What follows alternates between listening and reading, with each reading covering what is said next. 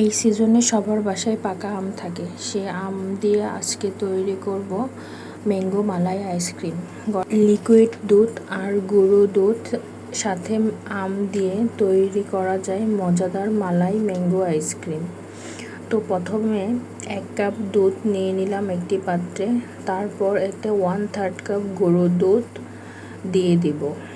তারপর এর সাথে 2 টেবিল স্পুন চিনি অ্যাড করব। মিষ্টিটা আপনাদের প্রয়োজন অনুযায়ী আপনারা বাড়িয়ে কমিয়ে নিতে পারেন। এখন সব কিছু একসাথে নেড়েচেড়ে মিশিয়ে দুধটা জাল করে নিব। দুধ ঠান্ডা হয়ে যাওয়ার পর একটা ব্লেন্ডার জারে ঢেলে নেব এবং তাতে অ্যাড করব 1 কাপ আমের পিউরি। আমের পিউরি আর দুধের মিশ্রণটাকে ভালোভাবে মিশিয়ে নেওয়ার জন্য কয়েক সেকেন্ড বিট করে নেব। আইসক্রিমের জন্য মিশ্রণটা রেডি। এবার একটি মোল্ডে দিয়ে আইসক্রিম সেট করে নেব। আমার কাছে এই 6 পিসের মোল্ডটা ছিল, তার মধ্যে আমি আইসক্রিমের মিশ্রণগুলো ঢেলে নিচ্ছি।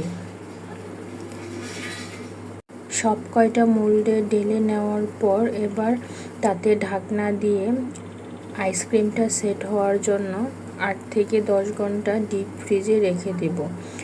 এই মোল্ডে আইসক্রিমের মিশ্রণটা দেওয়ার পর অবশিষ্ট কিছু বেঁচে ছিল, আমি সেই মিশ্রণটাকে ছোট্ট একটা টিফিন বাটিতে ভরে নিলাম এবং সেটা ফ্রিজে রেখে দিলাম।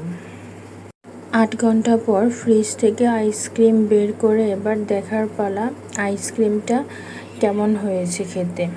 আইসক্রিমের বক্সটা বের করার পর আমি কয়েক মিনিট এভাবে রেখে দিয়েছিলাম, যার কারণে আইসক্রিমগুলো খুব সহজে মোল্ড থেকে উঠে আসছিল। আর যদি আপনাদের খুব বেশি তাড়া থাকে তাহলে পানির মধ্যে ভিজিয়ে রাখলে আইসক্রিমগুলো খুব দ্রুত উঠে আসবে। ঘরে থাকা মাত্র 3টি উপকরণ দিয়ে তৈরি হয়ে গেল মজাদার মালাই ম্যাঙ্গো আইসক্রিম।